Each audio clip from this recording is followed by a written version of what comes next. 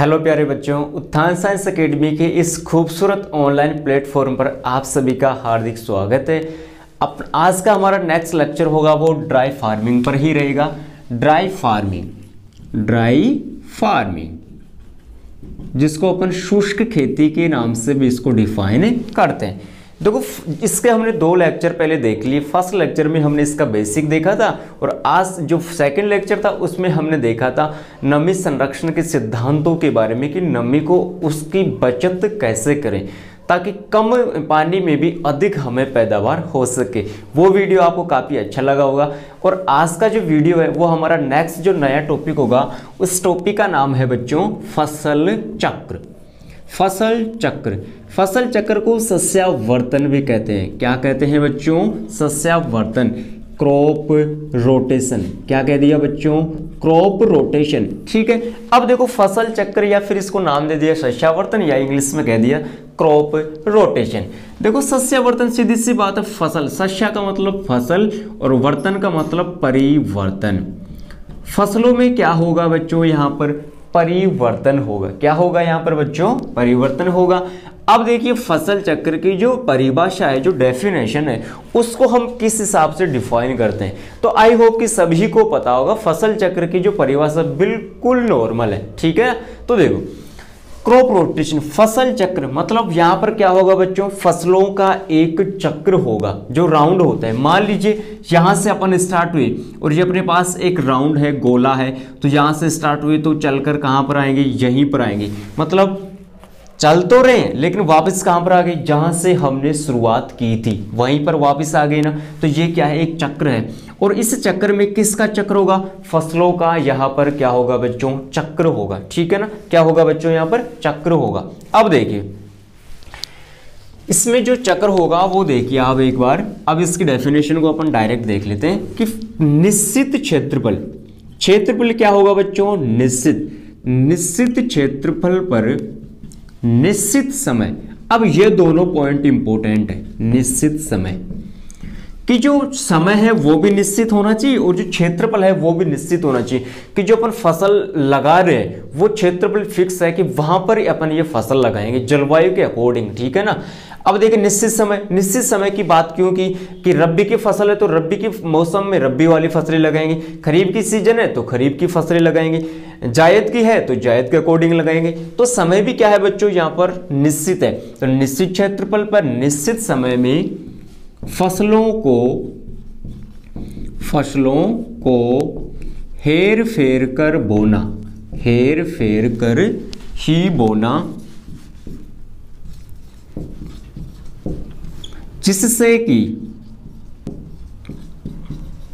जिससे कि मृदा उर्वरता अच्छी हो। अपन कह सकते हैं मृदा उर्वरता अच्छी हो, अच्छी बनी रहती है या बनी हो, जो भी है वही चीज क्या है बच्चों? यहाँ पर फसल चक्र होगा। क्या होगा बच्चों? यहाँ पर फसल चक्र होगा। ये हमने इसकी डेफिनेशन के बारे में डिस्कस किया। आई होप कि फसल चक्र आपको याद हो गया होगा।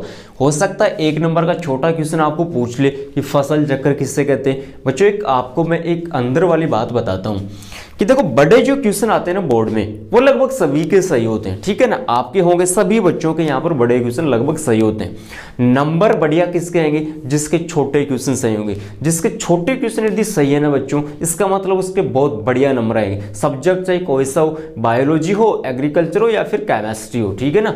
तो छोटे क्वेश्चन अपने ज्यादा बेटर होने चाहिए बजाय बड़े के। अब देखिए, ये हमने डेफिनेशन की बात कर ली और आई होप कि आपने ये नोट भी कर लिया होगा। अब अपन इसके सिद्धांतों के बारे में बात कर लेते हैं कि फसल चक्र की जो मेनली जो थ्योरी है, जो सिद्धांत है, वो कौन कौन से हैं। तो देखिए, मोस्ट इंपोर्टेंट सिद्धांत, देखिए सिद्धांतों के बारे में अपन यहां पर डिस्कस करते हैं। अब सिद्धांत जो होगा वो अलग अलग होंगे यहाँ पर। जैसे पहला सिद्धांत होगा गहरी जड़ वाली फसल के बाद। पहला सिद्धांत क्या होगा बच्चों? गहरी जड़ वाली फसल के बाद कम गहरी जड़ वाली फसल लगाना। ठीक है ना। अब देखिए, पॉइंट को समझिए, यदि पॉइंट को समझ गए तो थ्योरी तो फिर अपना आप लिख दोगे, कोई टेंशन नहीं है, ठीक है ना। तो देखिए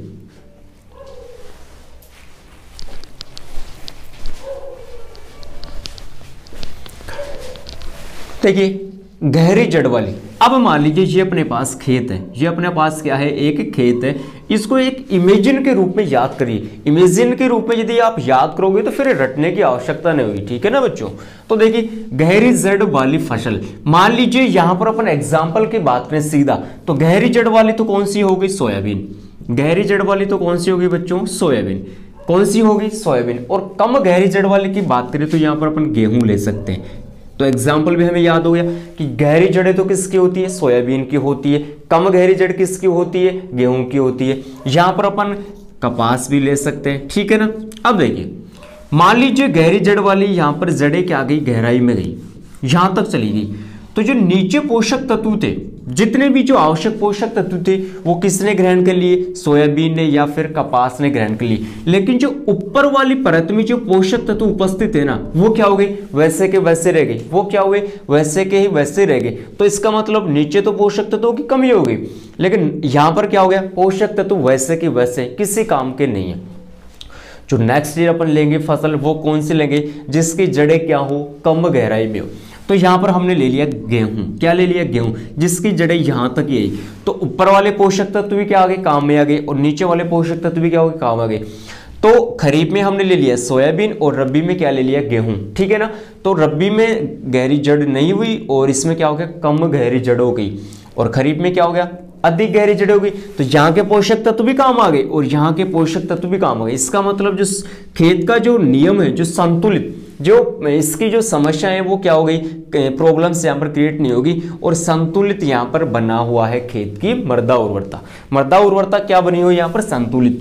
तो ये हमारा फर्स्ट सिद्धांत होता है कि गहरी जड़ वाले के बाद कम गहरी जड़ वाली फसलों का उपयोग में लेते हैं। अब देखिए सेकंड पॉइंट, देखिए फलीदार वाली फसलों के बाद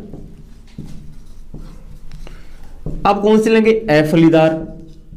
अफलीदार, अब अफलीदार को अपन खाद्यान्न फसलें भी कह सकते हैं। अफलीदार वाली फसलें लेना, ठीक है बच्चों। अब वो कब हुई नियम है, यदि फर्स्ट याद, ये फर्स्ट थ्योरी समझ ली, इसका मतलब आगे आपको कोई समस्या नहीं आएगी। अफलीदार की, जैसे फलीदार की बात करें तो यहाँ पर लेग्यूमिनेसी कुल की फसलें आती है। लेग्यूमिनेसी में अपन ले सकते हैं जैसे ग्वार। अफलीदार मतलब कोई भी खाद्यान्न फसल ले सकते हैं जैसे गेहूं। लेकिन एक चीज याद रखिए, जो अफलीदार में लेंगे ना, या तो यहां पर आप ले सकते हैं फलीदार में, यहां पर खरीफ की फसल आएगी ना, तो यहां पर कौन सी आएगी, रब्बी की आएगी। ऐसा नहीं है यहां पर भी खरीफ की ले ली और यहां पर भी हमने कौन सी ले ली, खरीफ की। ऐसा नहीं होगा बच्चों, यहां पर यदि खरीफ की ले रहे हैं तो यहां पर रब्बी की आएगी, ये फिक्स है। तो कम फलीदार वाली फसलों के बाद में अफलीदार फसलें क्यों ली, क्योंकि इनमें ये लेग्यूमिनेसी कुल की जड़ है, लेग्यूमिनेसी कुल की है सॉरी फसलें, ये नाइट्रोजन का स्थिरीकरण करती है और नाइट्रोजन का स्थिरीकरण करेंगे तो मृदा में जो उर्वरता है वो क्या होगी, बढ़ेगी। और मृदा में उर्वरता बढ़ेगी तो नेक्स्ट ईयर जो अपन फसल लगाएंगे खाद्यान्न वाली, उनमें हमें खाद डालने की आवश्यकता कम पड़ेगी। तो हमने कौन सी ले ली, अफलीदार फसलें, ठीक है। ये हमारा सेकंड थ्योरी होती है, फलीदार ले ली, अफलीदार ले ली। जो थर्ड जो हमारा नियम होगा वो होगा अधिक खाद चाहने वाली फसल के बाद कम खाद चाहने वाली फसल। अधिक खाद चाहने वाली फसल के बाद कम खाद चाहने वाली फसल, ठीक है बच्चों। अब अधिक खाद वाली फसल कौन सी होती है, अपन यहां पर नॉर्मली बात करें तो गन्ना ले सकते हैं। अधिक खाद वाली गन्ना हो गया और कम खाद वाली कौन सी हो गई, गेहूं हो गई। अब देखो अपन ने गन्ना लगाया, ये नकदी फसल है जिसको अपन रोकड़ या फिर कैश क्रॉप के नाम से भी डिफाइन करते हैं, और ये रबी की फसल है। अब गन्ने में हमने बढ़िया खाद डाल दी, ठीक है ना, 20 से 30 टन प्रति हेक्टेयर हमने यहाँ पर खाद डाल दी। अब नेक्स्ट ईयर अब अपन ने कौन सी फसल लगाई, गेहूं की फसल लगाई। अब गेहूं की फसल में क्या करेंगे बच्चों, यहाँ पर खाद डालने की आवश्यकता नहीं पड़ेगी क्योंकि पहले ही हमने अच्छी मात्रा में खाद यहाँ पर डाल दिया, मृदा में उर्वरता अच्छी हो गई। तो हमने यहाँ पर गेहूं में क्या करेंगे, खाद थोड़ा कम डालें, ठीक है। नेक्स्ट जो थ्योरी होगी वो होगी कि अधिक जलमांग के बाद कम जलमांग वाली फसल, अधिक जलमांग वाली फसल के बाद कम जलमांग वाली फसल। ठीक है ना बच्चों, देखिए अब अधिक जलमांग वाली फसल कौन सी होती है, सभी को पता होगी चावल है। तो कम वाली कौन सी होगी, गेहूं। कम वाली कौन सी होगी, गेहूं। अब देखो चावल में अपन क्या करते हैं कि चावल की जो खेती करते हैं उसमें लगभग 1 से 2 सेंटीमीटर पानी हमेशा भरा रहता है। ठीक है ना। अब जब कटाई करते हैं तो लगभग 1 से 2 सप्ताह पहले उस खेत में से पानी का क्या कर देते हैं बच्चों, जल निकास। अब क्या करेंगे, नेक्स्ट ईयर जो अपन गेहूं की फसल लगा रहे हैं तो वहां पर क्या होगा, अब खेत में वहां पर नमी बनी हुई है, लेकिन मान लीजिए ये खेत है और इसमें खेत में हमने 1 से 2 सेंटीमीटर पानी भर दिया, इसमें चावल की खेती लगा दी। लेकिन नेक्स्ट ईयर भी यदि अपन ऐसा ही करेंगे कि यहाँ पर पानी भरा हुआ है तो मृदा कैसी हो जाएगी, अम्लीय हो जाएगी। कैसी हो जाएगी बच्चों, अम्लीय, मतलब मृदा की जो दशा है वो खराब हो जाएगी और वायु संचार क्या हो जाएगा, बंद हो जाएगा। यदि वायु संचार बंद हो गया, रंध्रों की संख्या यदि बंद हो गई तो यहां पर क्या हो जाएगा, सीधी सी बात है, जड़ों का विकास अच्छे से नहीं होगा। तो पहले हमने अधिक जल मांग वाली फसल ले ली और बाद में कौन सी ले ली बच्चों, यहां पर कम जल मांग वाली फसल। यदि कम जल मांग वाली फसल लेंगे तो उससे हमें बेनिफिट क्या होगा, क्योंकि यहां पर वायु जो संचार है, वायु का संचार वो क्या होगा, अच्छा बना रहेगा। ठीक है ना। अब देखिए नेक्स्ट हमारा मृदा अपरदन को बढ़ावा देने वाली के बाद मृदा अपरदन को रोकने वाली। अब मृदा अपरदन का सीधा सीधा अर्थ होता है कि मृदा में कटाव। अब वहां पर जल शरण होता है या फिर वायु शरण हो सकता है। जैसे राजस्थान में अधिकतर कौन सा होता है बच्चों, वायु शरण। तो जल अपरदन को बढ़ावा देने वाली, जैसे मैं बात करूं यहां पर मक्का, कौन सा होगा, मक्का। और मक्का के बाद में जो रोकने वाली है वो कौन सी है, बरसिम। बच्चों बरसिम में क्या होता है कि जो जड़ें वो गांठ के रूप में पाए जाते हैं, एक जगह गट्ठा पाया जाता है, तो वो क्या करती है, मिट्टी के कणों को एक जगह रोक लेती है, तो उससे क्या होगा, मिट्टी का कटाव नहीं होगा। लेकिन बाज मक्के में क्या होते हैं, अलग अलग जड़ें होती है। ठीक है ना। तो उनसे क्या होता है, मृदा अपरदन की समस्या अधिक होती है। नेक्स्ट थ्योरी होगी हमारी कि एक ही कुल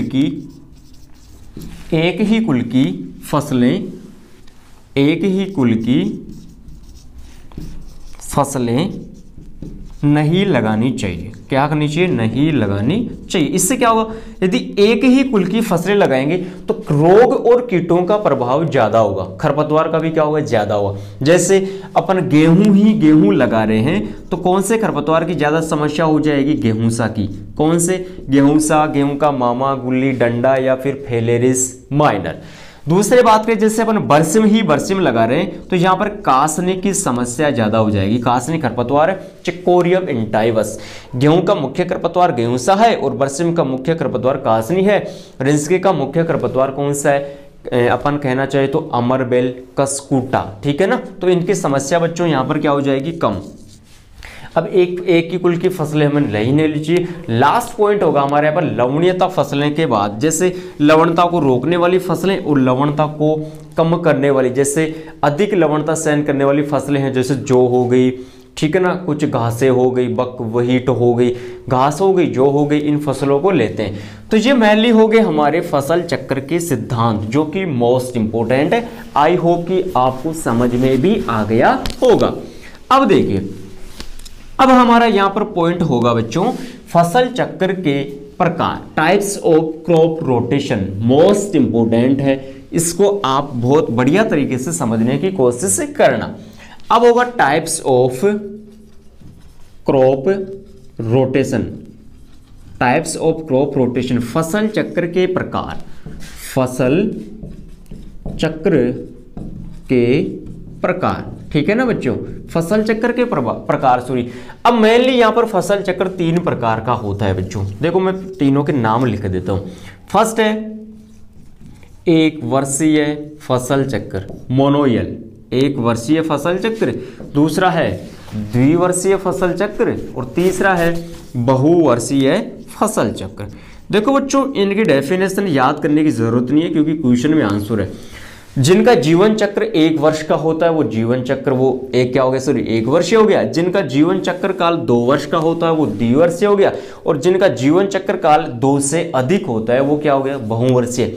यहां पर अपन ऐसे कर सकते हैं जिसका जीवन चक्र काल एक ऋतु या फिर एक फसल की होती है, जैसे रबी हो गई या फिर खरीफ हो गई, तो वो 1 वर्षीय है। यहाँ पर दोनों आएंगी और यहाँ पर 2 से अधिक आएंगे। यहाँ पर मैं आपको एग्जाम्पल देके समझाता हूँ, यदि वो एग्जाम्पल आपको याद हो जाता है तो जिससे फिर आगे आप तैयारी करोगे ZIC और BHU की, उनमें आपको कोई समस्या नहीं होगी। तो देखिए पहले मैं यहाँ पर एक प्रोमा बनाता हूँ आपके लिए, रबी और रबी के बाद में खरीफ।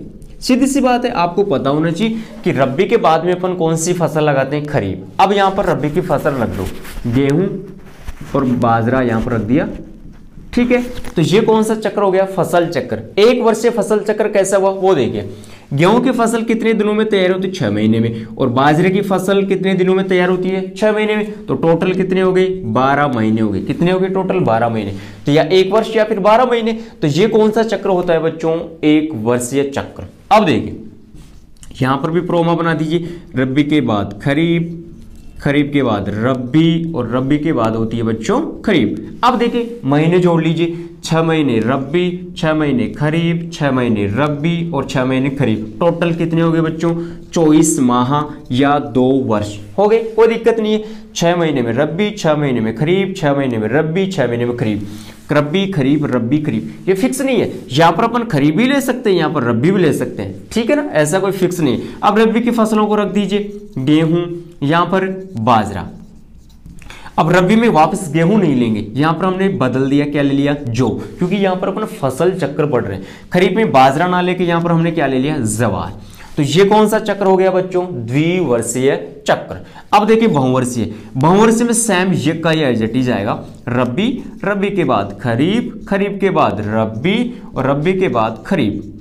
अब दिखने में तो हमें ये क्या दिख रहा है बच्चों, ये भी द्विवर्षीय फसल चक्र दिख रहा है, 6 महीने में हो गया। लेकिन देखिए फर्क क्या होगा, रबी में हमने ले लिया यहां पर सरसों, खरीफ में ले लिया यहां पर गन्ना, ठीक है। रबी में ले सकते हो यहां पर सरसों ले ली, तारा मीरा ले लो, और खरीफ में क्या ले लिया यहां पर बाजरा ले सकते हो, कोई दिक्कत नहीं। अब देखो दिखने में हमें ये द्विवर्षीय फसल चक्र दिख रहा है, लेकिन है कौन सा, बहुवर्षीय। कैसे वो देखें, यहां पर फसल कौन सी है, गन्ना। कौन सी है बच्चों, गन्ना। और गन्ना 18 महीने में तैयार होता है, और यही चीज इंपॉर्टेंट है। तो देख लिए 6 महीने ये हो गए, 18 महीने ये हो गए, 6 महीने ये हो गए और 6 महीने ये हो गए। तो टोटल कितने हो गए, 36 महीने, 36 मंथ। कितने हो गए, 36 या फिर 3 वर्ष। कोई दिक्कत है बच्चों। यहां पर हमने खरीफ में गन्ना ले लिया, गन्ना 18 महीने में तैयार होता है, और गन्ना आते ही समझ जाना कौन सा चक्र होगा बच्चों, बहुवर्षीय फसल चक्र होगा, ठीक है ना। 1 वर्षीय हो गया, द्विवर्षीय हो गया, बहुवर्षीय हो गया। बस ये प्रोमा यदि आपको याद है तो फिर फसलें रखने में कोई दिक्कत नहीं होगी। बस फसलों का हमें इतना याद रखना है, कौन सी रबी की है, कौन सी खरीफ की है, ठीक है ना। आई होप कि आपको आज का लेक्चर भी बहुत पसंद आएगा। Thank you.